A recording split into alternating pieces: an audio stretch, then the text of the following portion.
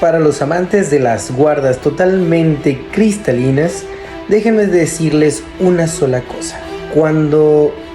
haces una guarda de bruxismo, no estás solucionando el problema. Lo único que estás haciendo es guardando la distancia entre los dientes que pueden generar que se desgasten nuestros dientes. Sin embargo,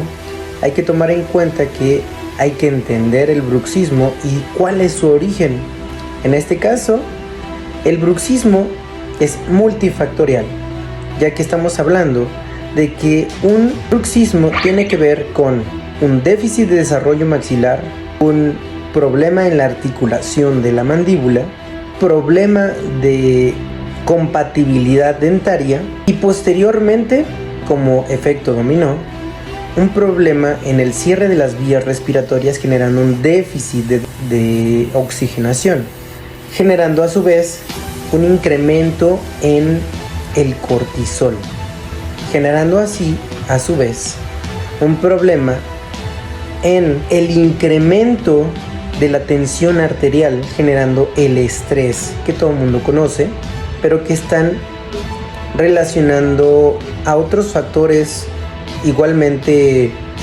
exacerbantes como la presión laboral, el problema financiero, problemas emocionales de relaciones, pérdidas familiares, entre otras muchas cosas más que son problemas que van a generar todavía mayor problema, pero como efecto dominó final